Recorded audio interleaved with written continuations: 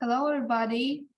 Thank you for joining the fourth session of the English Teachers Community Project in partnership with Kazakhstan, supported by the US department.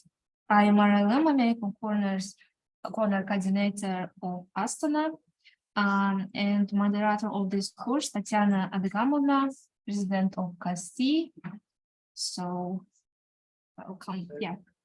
Before the start, I would like to remind you about some rules.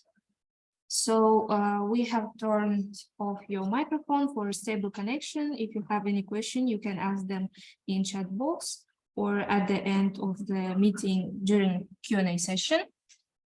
Stay during all session to get a certificate. Don't be shy, be active, and the meeting being recorded and will be available on the YouTube channel, American Corners, Kazakhstan. Thank you and enjoy it. So now I give the word to Tatiana. Yes, thank you so much for being with us and joining the fourth session within this intensive course. And this time, thanks both to Javi. Sorry, Javi, you will introduce yourself to me, but I would strongly recommend to watch this very session to make some notes because Javi managed to identify the main differences between higher education in the USA and in Kazakhstan, so which might be very advantage for our students if they want to enter any American university. But not just to enter American university, we can apply in our education because they are true to this transitional period as well. So, please, Javi, you're very welcome. The microphone is on. Okay, hello everybody. Can you hear me? Okay, all right. Yes. Thank you all for joining today. I hope this will be an informative and useful session for you. I have prepared a presentation about some differences between higher education in the United States and in Kazakhstan. This focuses on tertiary education, so at the college and university level. However, a lot of the things I talked about will be applicable for those of you who are teaching at high schools, middle schools, and even some elementary schools. So I'm just going to offer my perspective as an American who has been in Kazakhstan for some time, what it looks like, so of the differences between our educational systems, and what kinds of things you might want to borrow and incorporate into your own teaching styles. So, okay. All right, can everybody see the presentation? It should be shared with you. Okay. Yes. Okay, great. All right, so the first thing I will talk to you about is actually give you a little bit of background about me. Oh, wait. Okay. And who I am. So my name is Dejavis Bosket, but I usually just go by Javi. I've been a Fulbright English teaching assistant here in Kazakhstan for about 2 years now. I've been here for a long time. I was able to renew my grant for a second year, so I had a really good experience the first time around, and I was glad that I could come back. I have been teaching English language classes at the Kazakh American Free University here in Üsküdar. I also taught some cultural classes there about American culture and some like UK culture classes. And then I do some cultural programming here at the American Corner in the Pushkin Library, which is where I am speaking to you from right now. I finished my undergraduate education in 2019. I studied English and Russian literature. So if any of you have questions about, I don't know, literature programs in the US, studying English literature, anything like that, I'm happy to answer those for you as well. Okay. So the overall purpose of this presentation, I just wanted to sort of recognize that the education standards that we have in Kazakhstan and in the United States really reflect the different priorities and histories of our two countries. The history of education in the US is not exactly the same as that here in Kazakhstan, and there's unique sort of goals and circumstances that affect, what our classrooms are like on a daily basis. However, for those of you who are interested in working or collaborating with people in the United States, teachers, students, if you want to go to the US to study, I think it's beneficial for you to have a good understanding of how the American education system works, what kinds of things teachers and students and administrators will expect of you. And I think it's a good sort of gateway for exchange, both with people in the United States and in other countries that have similar education systems to us. Okay. I also don't want you to come away with me, thinking that I think the American education system is superior in every way, because both systems have their own, merits and benefits, and I don't think that they are incompatible, by which I mean there are elements of the Kazakhstani education system that I think can be combined with elements of the American education system to create something really, really productive and useful that takes the best of both cultures.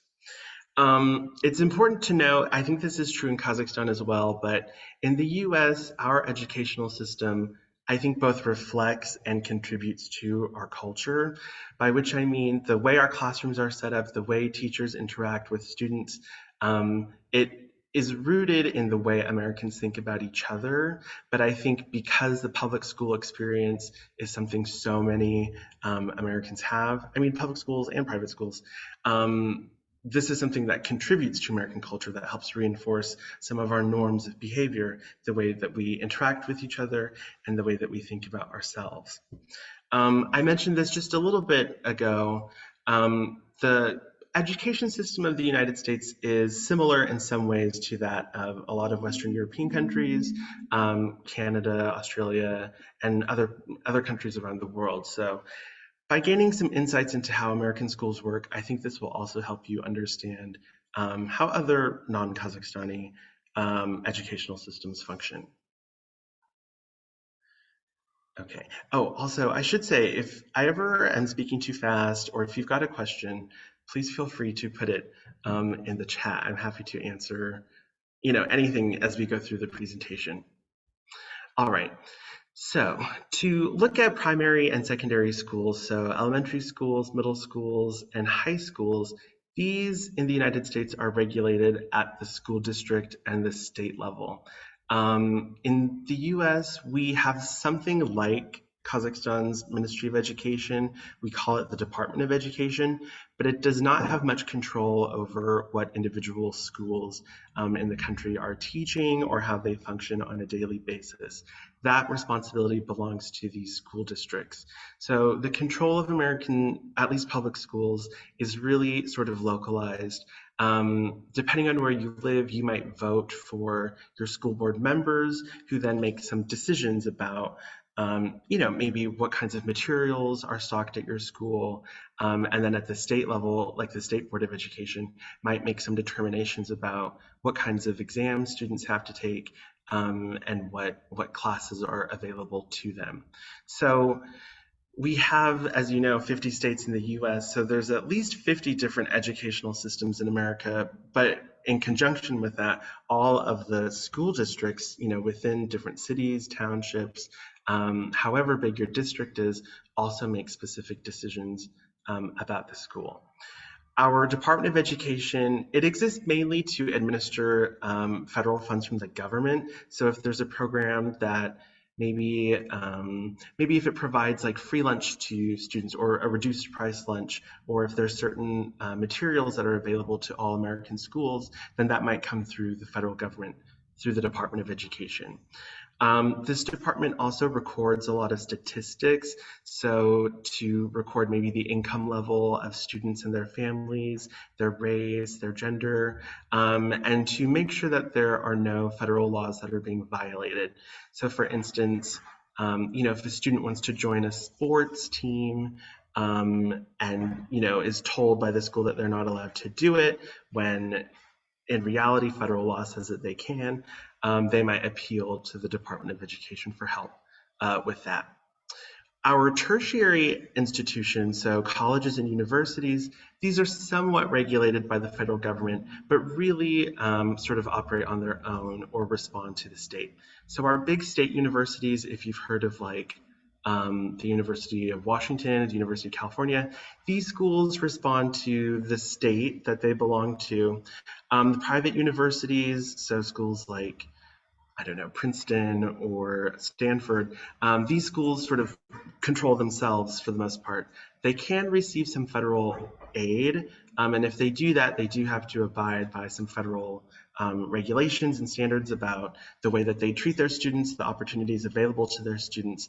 But in terms of deciding what classes they offer, what degrees they offer, that's mostly up to the schools themselves. Each region, so the way our universities are accredited or seen as fit to run is determined by these private third parties that operate in different regions of the country. So for instance, if you're a student at the University of Georgia, your institution is accredited by the Southern Association of Colleges and Schools. So this is not connected to the government. It's a private organization that exists to measure, if the course offerings at the school, if the educational standards are up to par. Additionally, if you, for example, are a student at the University of Georgia, your school will be run by the Board of Regents of the Georgia University system. So a lot of I know California's colleges are also run by a Board of Regents, but this is a body, again, not connected with the government, but it helps determine, how the university's funding is divvied up, if they want to maybe offer a new kind of major or degree program. The sort of day-by-day workings are decided by the Board of Regents. So all of this is to say that the American educational system is not centralized in any way.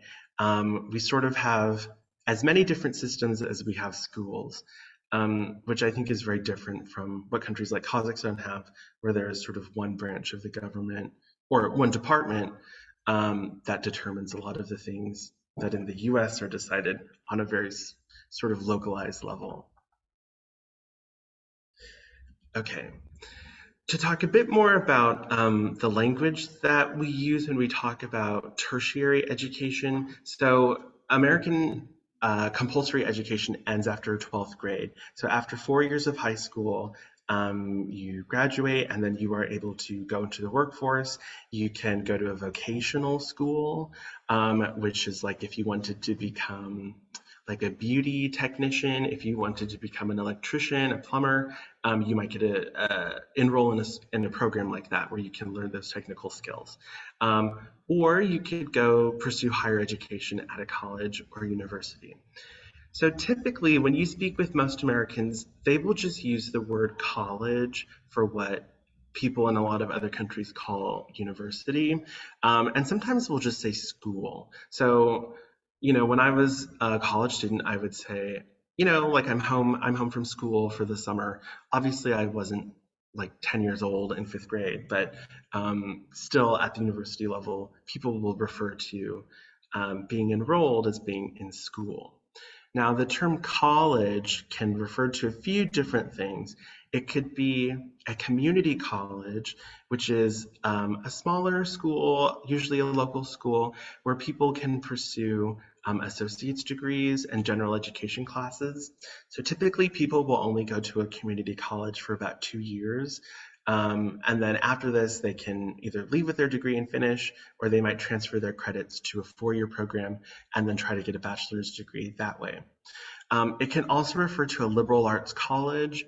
These are 4-year schools that generally only offer undergraduate programs. Sometimes they have graduate programs, but the point of a liberal arts college is to educate students really in just a broad range of subjects. So you would take literature classes, some natural science classes, art classes, just in a really wide range so that you're prepared to go out into the world in whatever field is interesting to you. And then there are colleges that are part of a larger university, but might not necessarily offer undergraduate degrees. So I attended Columbia University, which is the name of the big institution that is comprised of several smaller colleges. So I don't know if you can see my mouse, but I put in some seals of the colleges that make up the university. So for instance, Barnard College, on the left here, this was our women's undergraduate college. In the middle, this is Columbia College, which is the liberal arts school. This is the School of Engineering and Applied Sciences. So these all offered undergraduate degrees. But if you wanted to study journalism, you could go to a program at the Columbia Journalism School. If you wanted to get a law degree, there's a law school. There's the medical school, the School of Professional Studies. There's a bunch of other colleges that make up this big university. So if you were confused about the difference between a university, college, school, the main takeaway point is that college is the term you'll hear most often, but a college is always smaller than a university. Okay. To give you an overview of the kinds of things that American classrooms usually emphasize, I would say that a really broad knowledge base in a wide variety of fields is something a lot of schools think is important for American students to be practiced in, to be ready to go out into the world with experience doing things like, algebra, I think, algebra up through geometry, 4 years of English literature or English language in high school, some foreign language classes, social studies, history classes. So and of course room for electives for classes that people take for fun. But these courses, the accomplishments that students make are usually measured by pretty big high stakes tests at the end of the year. So you might hear some American educators talk about teaching for the test. This refers to if they're maybe teaching an advanced placement class, or if there's a big state test that they need to prepare their students for. So usually students will cover a lot of material throughout the whole semester or the whole year, and then everything will be measured by a big test at the end. Student independence is also really prioritized in the US. So students are really in control of the kinds of classes that they take. There's no sort of like group system or really any kind of like partner arrangements that we have. Each student is sort of responsible for their own education, choosing their own classes, choosing what kinds of clubs they want to be part of, activities, if they're available at a school. But at least high school experience and college experience are really determined by the individual student and what they want to get out of their time studying. Critical thinking and evidence-based reasoning are essential parts of an American education. Oftentimes in classes, students will be assigned papers or assignments where the goal is to read a lot of information and then pull out what is relevant to make some kind of argument or conclusion about the things that they're reading. Very rarely will you be in a class where a teacher is just lecturing to students and then they sort of write everything down and repeat it later. A lot of what we do in school is about synthesizing information, pulling it together to say something about it, or to look at an argument and make some kind of argument in response to that. Part of this, connected to this, is that classroom participation and discussion are very valued in the US. You won't really be in a classroom where the students are not talking. Students are expected to raise their hands, and speak, sometimes just to be called upon by a teacher or professor without warning, which can be kind of scary when it happens, but it does. But the point is that classrooms, I think, are seen as places of discussion where people should be sharing their viewpoints and talking about the arguments that they want to make. Additionally, a lot of, I think, the advice that American students get when it comes to choosing what they want to study in college or what kinds of classes they want to take in high school is that whatever is the most financially rewarding is generally seen as the most meaningful or valuable. So I think today we see sort of a decrease or at least a devaluation in people signing up for maybe like literature courses or art courses, film classes, and sort of a push towards things that are reliable, like money makers. So if you wanted to get a computer science degree or a career in something like law or medicine, these STEM programs are usually pretty emphasized and prioritized because they can make for a pretty secure financial future for a lot of people. The flip side of this is that foreign language acquisition is usually less prioritized in the US. Part of this is because as an English-speaking country, it's easier for Americans to go around the world and find people who speak our language than it might be for someone from Kazakhstan. And in my experience, I took Spanish classes when I was in high school. These classes were not so much about, mastering the language, but were really, I don't want to say that they were just like for fun, but I don't think that they were very serious about, teaching the students the basic grammar, how to use this, getting a lot of practice in. It was sort of a more recreational activity, which I think is very different to how foreign language classes are treated here.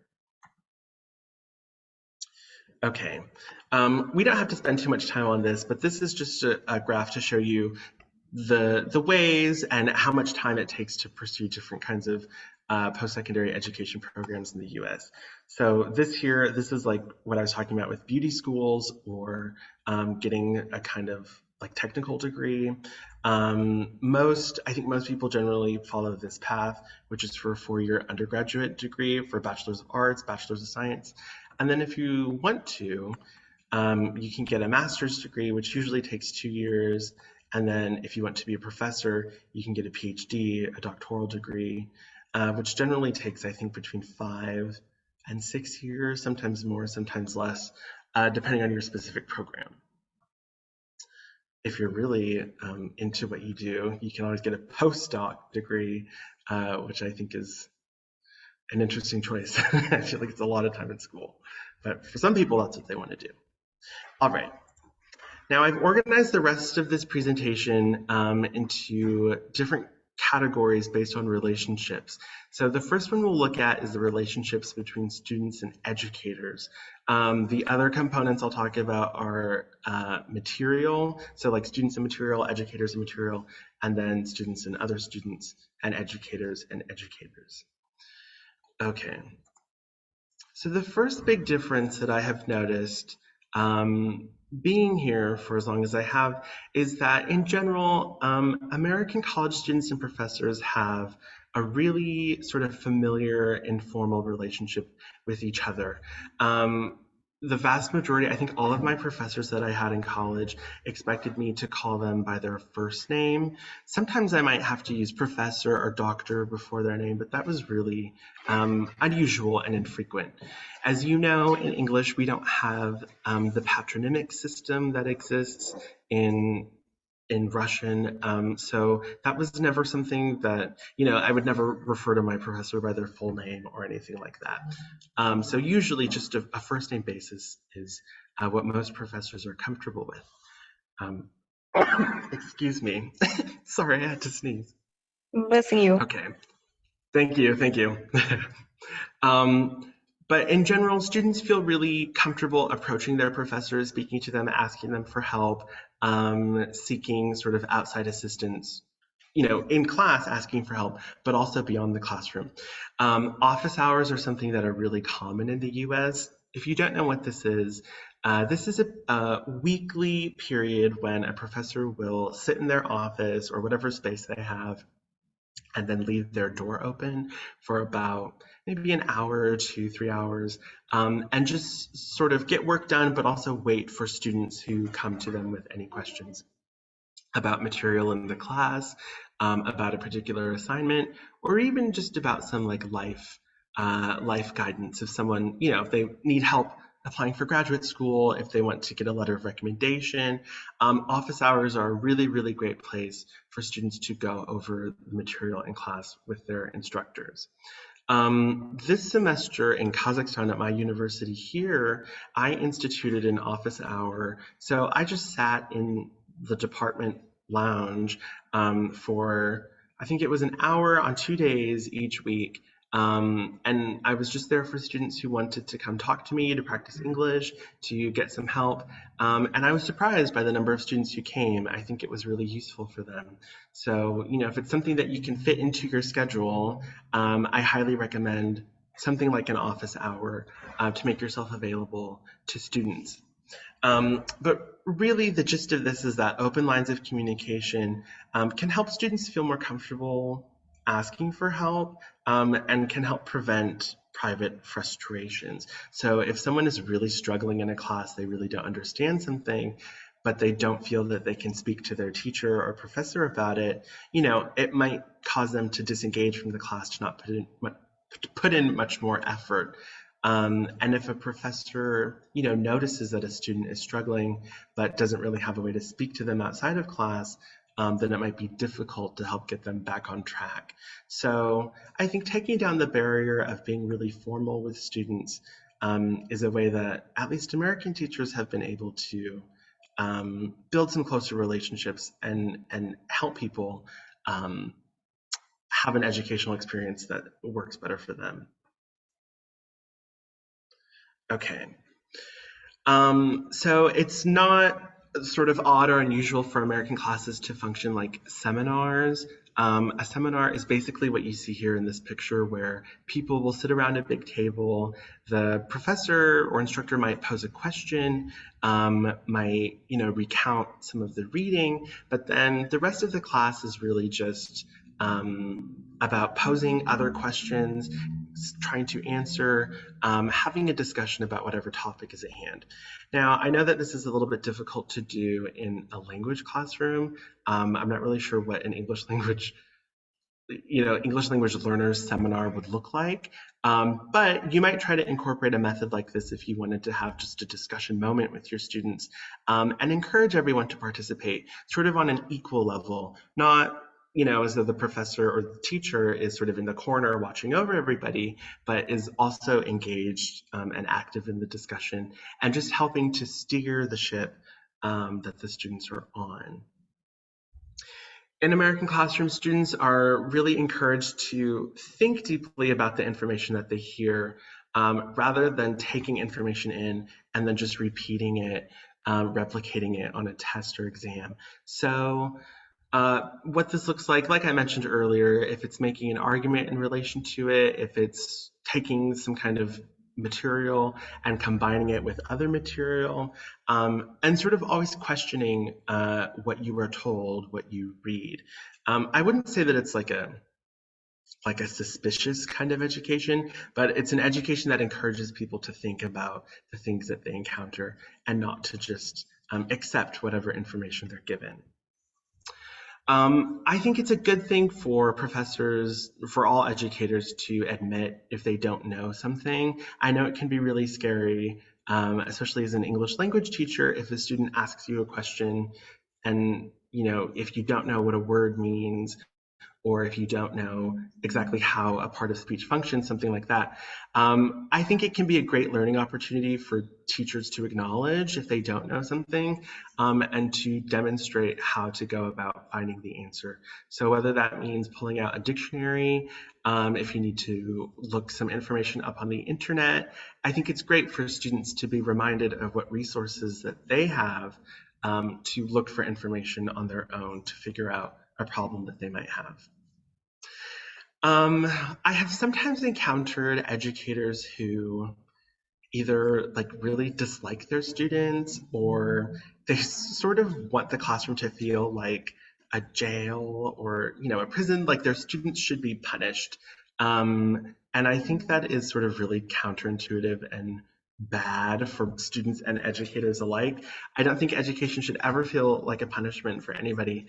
And I think it's important for students to understand why they are doing something. If something feels purposeless, and like it is a form of torture or something, I think that's an easy way to get students to disengage and to no longer want to participate. So, you know, I think it's okay to tell students why you're doing something, why it's helpful for them, you know, what it will enable them to do if they can master this part of the subject. Okay. This I know is a big cultural difference. So in the US, punctuality, I think we are sort of run by the clock in America. I think Americans are always thinking about time, you know, when a class begins, when it ends, if there's a break period. So, you know, in America, if I was in a situation where I was sitting in the classroom waiting for my professor to come and like 10 minutes had passed, that I would find sort of disrespectful, and I think a lot of other students would too. You know, I've seen some situations where people are having, you know, tea or just a break, and it sort of goes into the beginning of a class.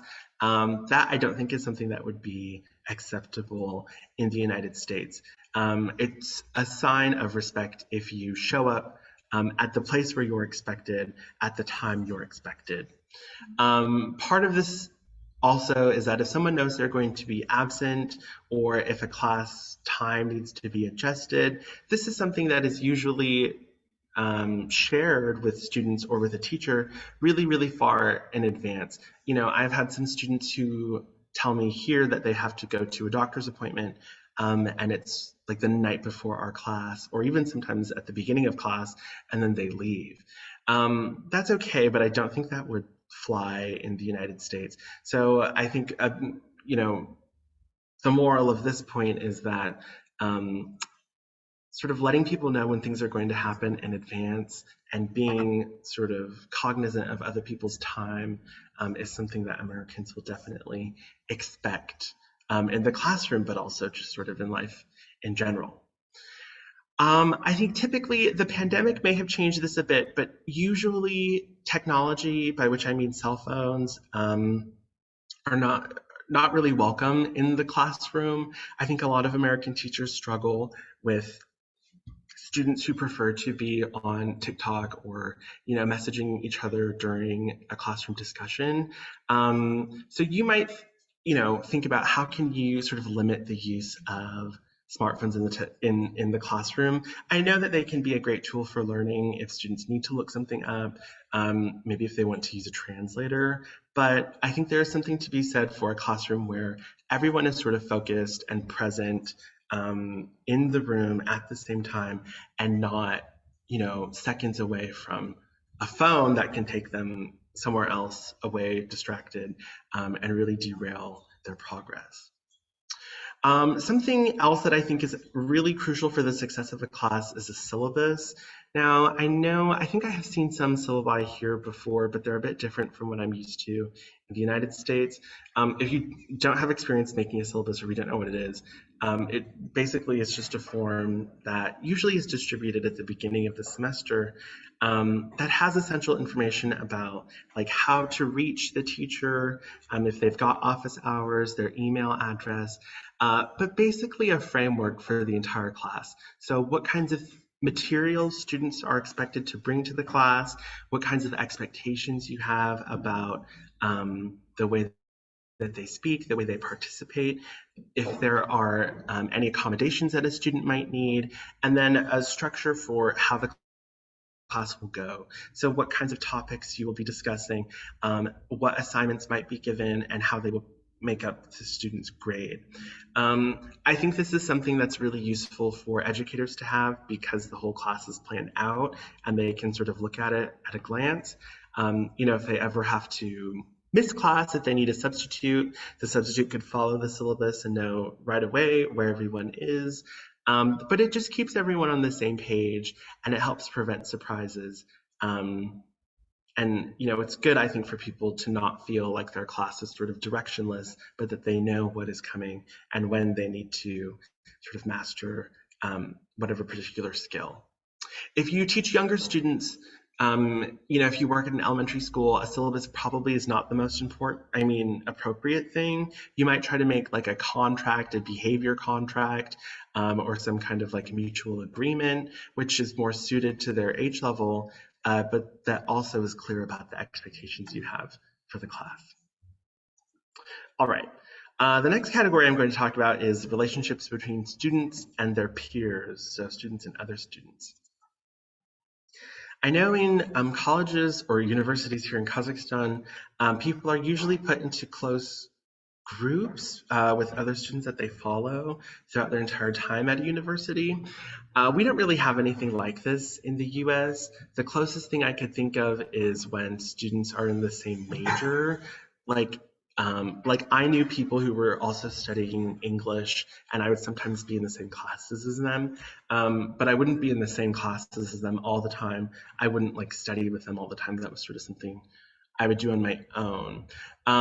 So part of this is that American schools will usually expect students to solve their problems by themselves. However, to make up for this, a lot of colleges and universities will have student-run writing labs or tutoring centers and discussion clubs, so for instance, if you went to a writing lab, you could go see a student who maybe is a really good writer, who is maybe hired by the library or something, but who can help a student think about their thoughts before they work on an essay. Or if you go to a tutoring center, there might be students who do really, really well in chemistry. And if you've got a question on your chemistry homework, they can help you work through that. The benefits of this, I think, are multi-directional. So the student who needs help can, of course, go to this place and get it, and speak to someone who is about their age, someone that they probably know already, so there's not that barrier or fear of having to talk to your professor or teacher. But it can also help the high-performing students who do really well in these classes sort of reinforce their knowledge and become better at explaining the things that they know to other people. So if you think that your school might benefit from a peer-led writing lab or tutoring center, or even just an English discussion club, that might be something that you can try to implement. Okay. Extracurriculars are really, really important at American schools at all levels. So this is something that is important for a student's individual sense of achievement, but also for the overall sense of school spirit. Wish my university here in Kazakhstan did. I wish that they had apparel or clothing that said the school's name on it, because I probably would like to wear that. That is something you will absolutely see at every school in America. Shirts, sweatshirts, socks, what have you. The point is just to create a sense of community, and I guess the closest thing to a family atmosphere at a big institution that you can get.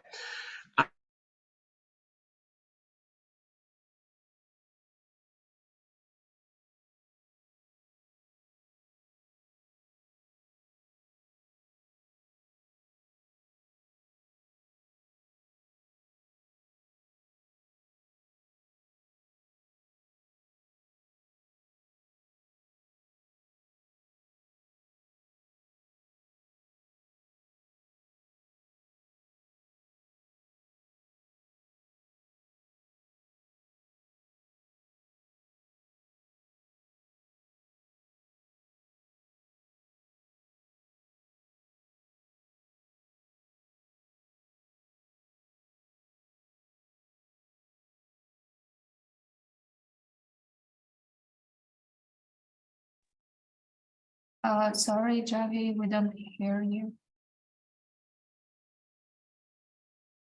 Microphone, sorry. I guess it is connected.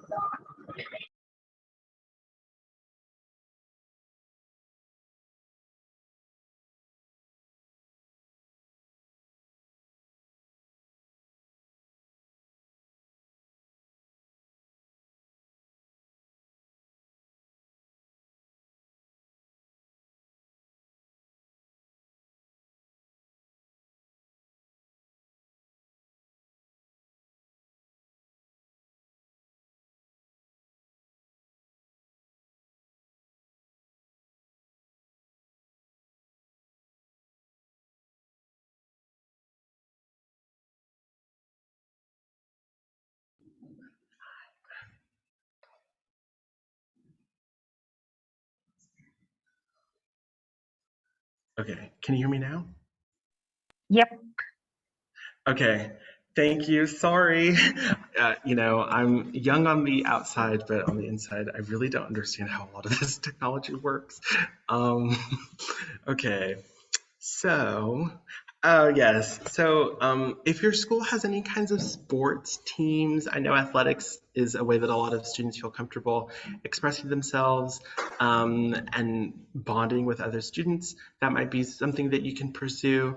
If you might want to sponsor a different kind of club or interest group for your students. So, when I was in school, I remember there being clubs for students who liked to debate, clubs for, I think, students who are interested in anime, like making comics, a quiz bowl, like trivia team. There are all sorts of clubs that you could create, and each of these has its own kinds of benefits for the student body. If a student doesn't really do well in academic subjects, they might find an activity or something that is a little bit better for them that they can succeed at.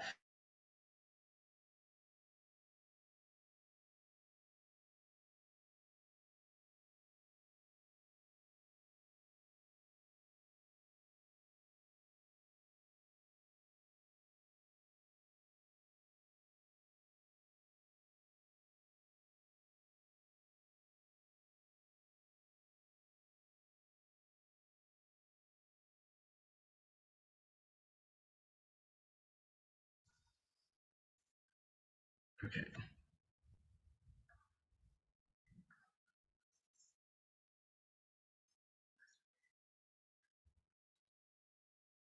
Sorry, this keeps throwing me out of the call. Maybe it's a sign from the universe that I have to hurry up. Um,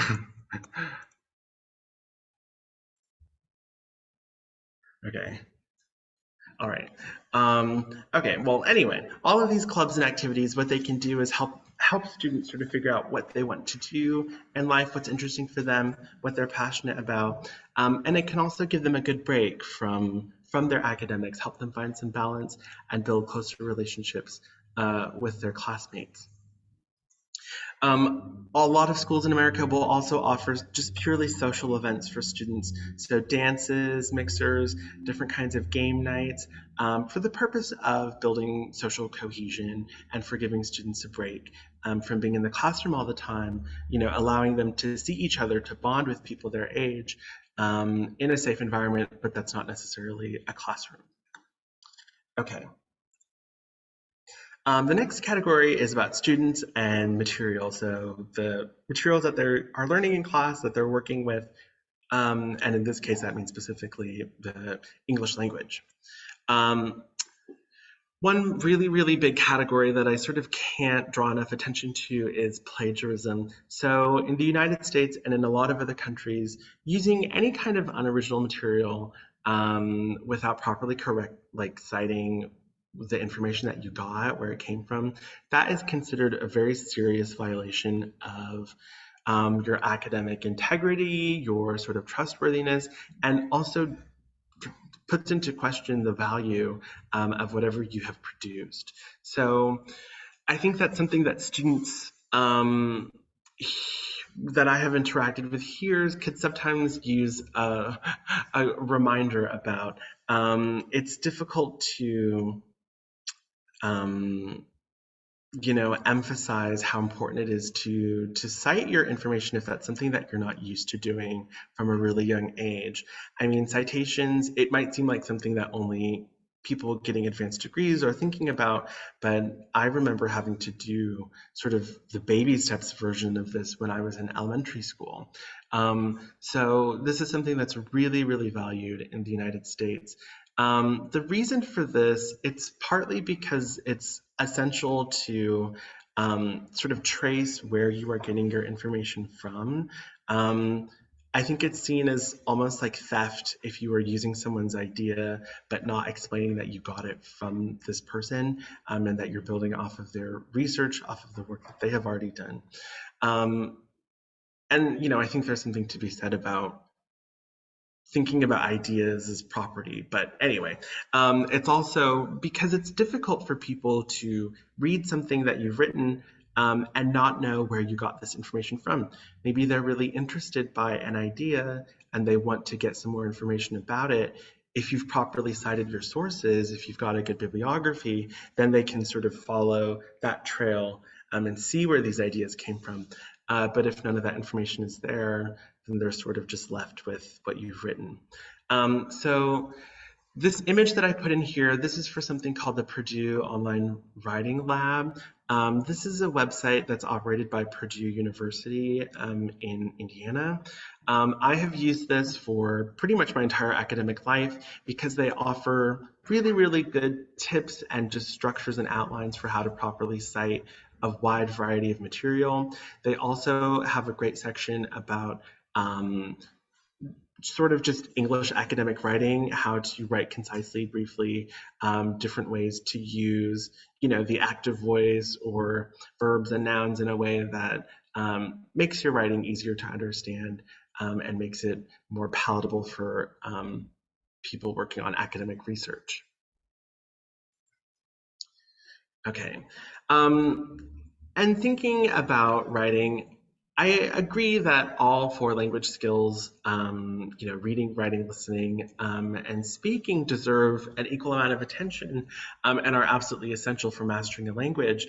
But I think that people who have exceptional writing skills and the flip side of that, reading skills, will have an easier time communicating with Americans in a professional context, because I think so much of our work today is done sort of on a screen or on our version of the page where you're writing information out and then making some kind of conclusion, making an argument, synthesizing the information that comes to you in the written form. So I think classrooms that spend a lot of time with writing assignments that could be creative, but especially the ones that emphasize critical thinking are the ones that will serve students the best. I have had experiences where I have assigned my students like a short story to read, and then I posed some questions and asked them to make an argument based on evidence in the story. I was surprised when a lot of students turned in papers that were almost entirely summaries of the story that they had read.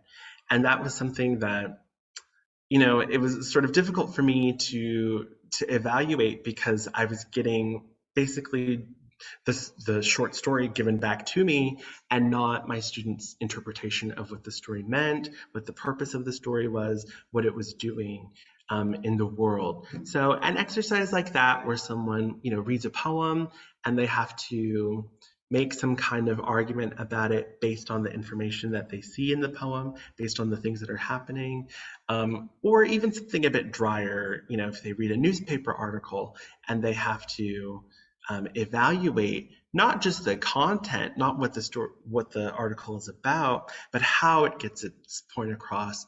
What information is presented where? Does it change how important it is? That sort of higher level thinking about written text, I think, is what a lot of American employers, businesses, and educational institutions expect.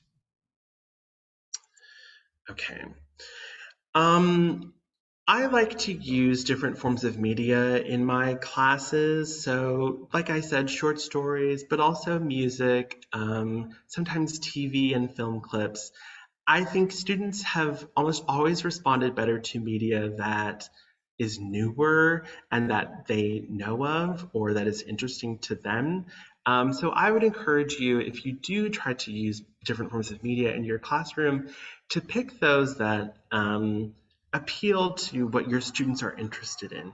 If you know that some of your students are, I don't know, Katy Perry fans, why not use a Katy Perry song in your class? Or if there's a particular, writer that they like, maybe try to use one of their stories, something that is interesting for your students and will keep them engaged. I oftentimes, when I talk to my students about what kinds of English language texts they have read before or that they find interesting, I hear all the time a lot of writers that are sort of considered very old and kind of boring in the US. So like O. Henry, I hear of a lot, or Jack London, which, these things are fine. They're classics for a reason, but they're also really sort of poor examples of how English is spoken in the world today. The way people speak in an O. Henry story is not how anyone talks today. So I think there's a risk to using really old materials with your students, because then you might end up in a situation where people are saying, I don't know, like, how do you do, when no one says that anymore. So it's good to sort of pull media from this contemporary age, because this is the time period when your students will be going out into the world and speaking English. Okay, to talk about educators and materials, so the relationship that you guys, that teachers have with the English language. I think it's absolutely crucial for all English teachers to continue working on their own English language skills. I don't think for anyone, even for the most experienced English teacher, like the journey of learning English is never like finished. I mean, the journey of learning any language is sort of a lifelong process. So I think it's really important for English teachers here and everywhere to continue developing your own grammar and vocab skills, but also to be thinking about what kinds of conversations are happening in the English-speaking world today. So this means thinking about what kinds of conversations your students might be expected to have in English. So ideas like human rights, media literacy, climate change, and social media, and soon, I think, artificial intelligence and its place in the world. These are things that your students are going to have to talk about, to share their opinions about, and I think it's good to prepare them to do this work in the world.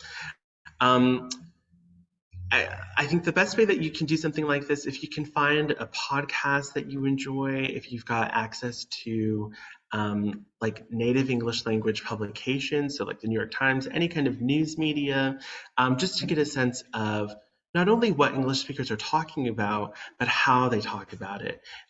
This is a good way to stay in touch with what kinds of new slang words might appear, if there are words and phrases that are falling out of fashion, just to get a sense of English language, the English language as it exists right now.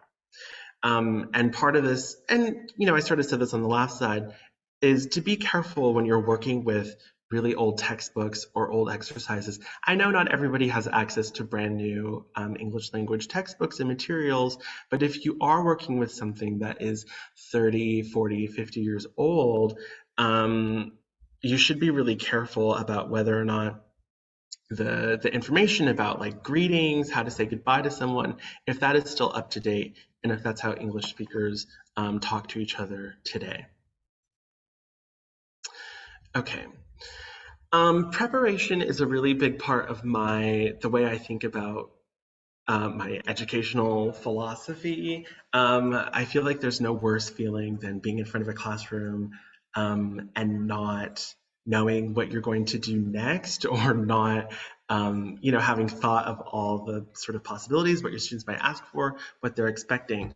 So I think it's really good for each educator to have a really concrete plan for how they're going to develop their own lessons and units. So, using something like a syllabus can help you do this before the semester begins, but at both the macro and the micro level, this might depend on how your own personal style, but I find it really helpful to have sort of a book laid out of how my lesson is going to go, what activities I want to do, what materials I need to do them, just so that I'm never in a situation where I don't have something I need, or where I'm not prepared if something goes wrong, if I don't have enough time, if I've got too much time.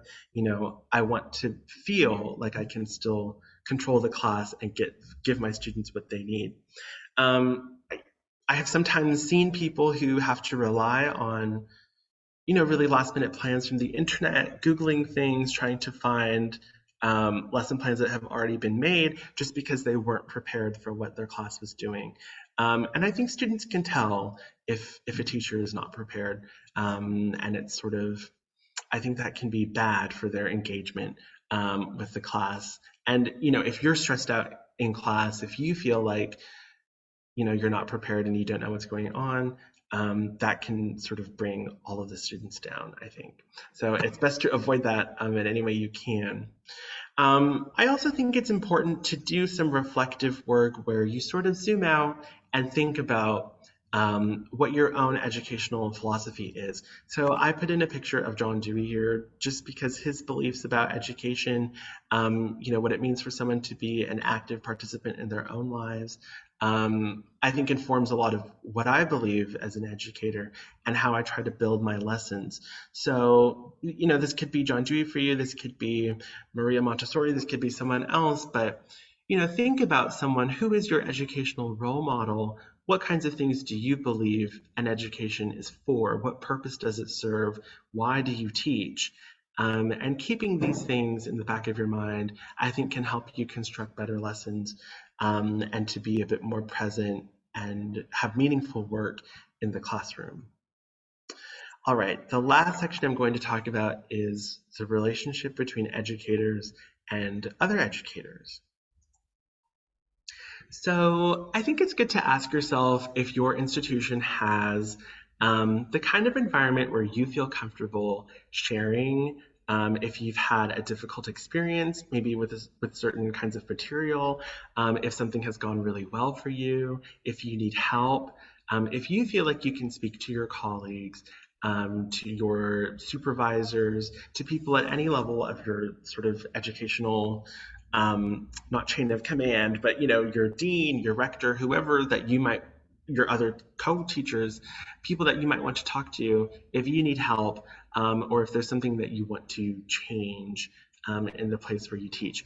I know that that's not really possible for everybody to implement sort of a big level change at a school, but I think it can be productive if you at least feel comfortable speaking with other teachers about things that you have noticed and areas where you think there might be improvement.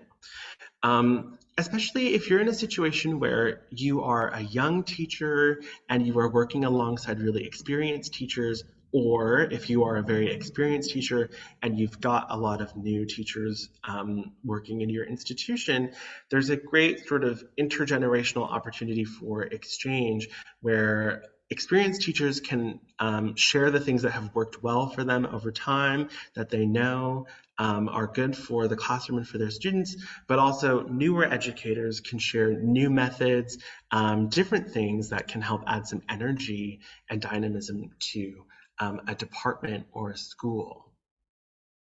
Okay. I also think it's good for educators to be able to bond with each other outside of the department. So sort of in the way that students have dances and clubs to go to, I think it's good if teachers can get to know each other and sort of collaborate, not just in the classroom, not just on lessons, but maybe they can have sort of a monthly dinner or something, I don't know, but just something where you have an open relationship with the people that you're teaching with, and you feel like you can communicate them and have sort of a positive environment. You never want to be in a situation where you have, I don't know, a kind of like grudge or hard feelings about someone that you teach with, and that ends up decreasing morale. You want to feel sort of friendly with the people that you work with. Part of that, I think, is having a good system. If you do have a specific grievance or a complaint about someone, you shouldn't feel like you are bullied in the workplace, or someone's not listening to you, if someone's not taking you seriously. If you're not being treated well, you should see if your workplace has a system for if you need to lodge like a formal complaint, or if you need to have some kind of mediation with someone you work with. Hopefully, you'll never be in a situation so toxic or with, a lot of conflict. But in case that does happen, does your department, does your school have a system for addressing those concerns so that you don't have to just hold them inside and be unhappy? Also, does your institution offer any kind of like shadowing or mentorship programs for people who want to become educators? So if there's a program for people who want to become teachers to come into your classroom, that can help sort of lift the workload from your shoulders, but can also allow you to share your expertise with someone who will join your field later on.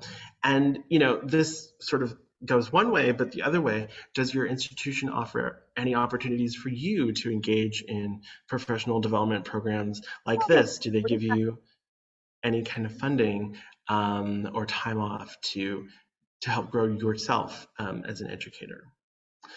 Okay. So, in conclusion, at the end of it all, the point of this whole presentation was to show you that in the US, our higher education, tertiary level education operates with a unique set of principles that are rooted in the way Americans think about personal responsibility, individuality, and the critical thinking that is so desirable on the American job market today. I think incorporating some of these ideas, borrowing these methods into your own classrooms and institutions can do a lot for you and your students. It can prepare your students to go out into the world, into a world where they will definitely interact with Americans, with people who are used to these kinds of educational systems. I think it can help improve your students' individual educational outcomes and how they think about themselves, build some confidence for them, make them more comfortable using the English language. And I think ultimately, if you feel comfortable about the way your students are learning, if you feel good about your classroom, you feel good about the material, all of that can combine to help reinvigorate your passion for learning and make you more excited to come to the classroom to teach and to be around your learners. So thank you. I hope this was useful for you. I know it was long. I know it was a lot of information, but I hope that you took away some good things from this, and I'm excited to answer any questions that you might have. Yes, thank you so much, Jerry, for such a detailed presentation. Yeah, I do believe, well, with every aspect of this, there is a lot to discuss for us. Yeah.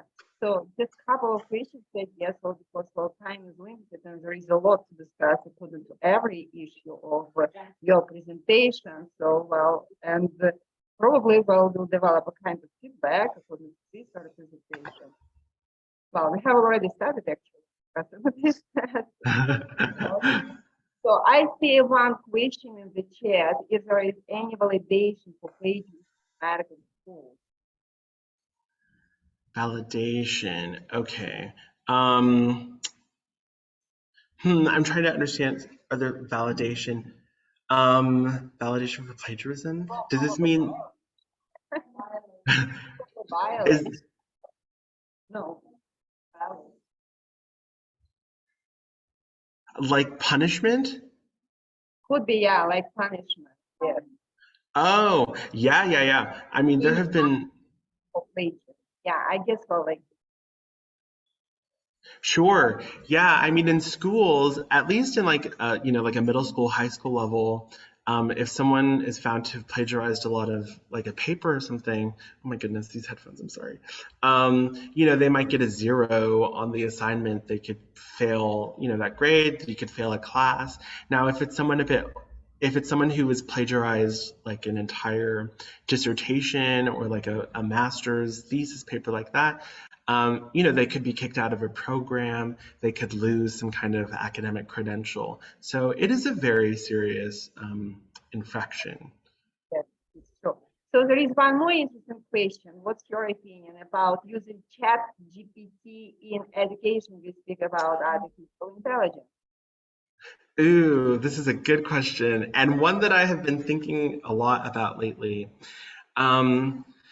Well, as you could probably tell from this presentation, I am not really good with technology. I'm not like a big fan of new technology. And I do think that ChatGPT can be useful in some ways when it comes to maybe helping someone organize their thoughts, giving them like a sounding board, someone to bounce back ideas with. But I do have concerns about sort of living in a world where, living in a world where people are outsourcing this kind of heavy thinking, this critical thinking to an algorithm, to a machine. Because as far as I understand about ChatGPT, I think it's based off of, it's trained on text that already exists in the world. So I think it helps, replicate a lot of biases and sort of just like dated thinking that we might not want to bring with us into the world. So I would encourage people, if you really need help, thinking about an idea, putting a concept together, talk to somebody else, like talk to another person first, and then spend time with yourself and then work through it. I'm really hesitant to sort of turn towards a machine to help me think. I want people to be able to think on their own. Thank you for yeah. Thank you so much. Yes, well, I guess so that foundation exists in universities. If yes, what is the importance? Foundation. Foundation. I guess it's for Foundation, like foundational courses. yeah, Sure. Yeah. I mean, if you go to like a 4-year like bachelor's program, usually the first 2 years before you declare your major will be not like foundational remedial classes, but just sort of like general classes. So pretty much any university in America, or someone's getting a 4-year degree, the first 2 years they will be required to take some kind of writing class and probably like a literature class, like a great works of literature class. I had to take classes about like Western art and like music, like art music. However, if you're looking for like remedial classes, then students who go to like a community college, if they really didn't do well on like their math classes in high school, they might be able to take math classes at their community college to sort of practice those skills again, and to sort of be prepared to do higher level math at a university. yeah, thank you. So well, but I guess well, foundation courses is mostly for international students in terms of say English, where the academic Oh, could be like yeah. Well, so like my university, so the first year writing class that I had to take, it was like themed, so you could choose different sections. So there was like a section about if you were interested in like gender and sexuality. I think there was one about like race. I think there's one about like the environment. But I think there were also sections for non-native English speakers who like needed an instructor who was used to working with students who did not have English as their first language. So definitely, yeah, like foundational writing courses exist at universities throughout the country. so I guess well, there is a question from American Corner in Ural. Ural, you are welcome. I see Oh, your okay. Hello, yes. Hello. Yeah, they cannot see you. But Okay. Hi, everyone. Hi, Dejavis. I hope I've pronounced your name correctly. So my okay, question yeah. is about thinking. Yeah, so you've mentioned that critical thinking is a very essential part of American education. But unfortunately, for example, in our system, when I was at school, the post-Soviet system of education, we had lack of critical thinking practice. And it is quite noticeable now when people are preparing for IELTS exam, particularly, for example, in writing task 1, they struggle to produce their ideas and support these ideas by arguments. And also at work, some of the people cannot, for example, support their ideas with arguments at the meetings. And I think this is a consequence of this, that we didn't practice critical thinking a lot. And I know that a very good practice to develop critical thinking in the class is debates, but that will work for a group of students. But how about if you have an individual class with just one student? Do you have any tasks that you can recommend for development of critical thinking? Yes, definitely. I think it like faded out a little bit at the end, but I think I've got your question, and it's a good question. So if you've got just one student, like one particular person who needs a lot of, wants a lot of practice with critical thinking, I think you can divide it based on like each of the 4 language learning skills. So writing, I think, is the most accessible and easiest one. You know, if you ask someone to maybe write an argumentative essay, and of course this incorporates reading as well. So you might give them, you know, maybe like 3 different articles about climate change or about the environment. And then you might ask them to synthesize or like bring pieces of information from these articles to make their own argument about climate change or about what's happening. Or you could have someone maybe listen to like a radio program or a news show that presents some information about a current event in the world, and then you could have your student make some kind of, maybe not necessarily argument, but observations about, you know, what kind of information the presenter gave, how they described it, what information they maybe left out. So just thinking not only about the content of something that they listen to or read, but also like the sort of more meta aspects of what order this information was presented in, how it was presented, you know, what does a website look like, where is the information on the web page, and just how does that help them understand the information that they're getting in the world. So I don't know if that really answered your question, but I would say like writing essays, making arguments based on things that they read, and then spending time with you know, like news media, I think is a good way to build critical thinking skills. Thank you so much, Javi. Just the You're final welcome. question, and probably, well, what was the number 1, yeah, well, recommendation for you? What should be that speed? Because, well, there is a good series of, well, recommendations given by you, but number 1, how do you think, what is the priority that we need to change immediately that in our system of home? Ooh, that's a hard one. Okay, my number 1 recommendation. A piece of advice out of your aspect. So which one you would choose and we should emphasize? Okay. I think it's really good to, okay, maybe this is like a really American answer, but to sort of encourage a sense of like independence and self-reliance in your students. I've had a lot of students here who, you know, they like do their homework together and they sort of depend on each other to sort of make it through their studies. But I think in the US, you know, we're sort of taught from birth that like your life is sort of up to you. The work that you put into, you know, like everything that you get from life is based on what you put into it. So I think instilling students with a sense of responsibility for their own education can do a lot in the way of helping them grow critical thinking skills, wanting to do extracurriculars, sort of branching out in different ways. But I think the root of that is encouraging people to, you know, take charge of their own lives and to be responsible for themselves. So that's what that would be my encouragement.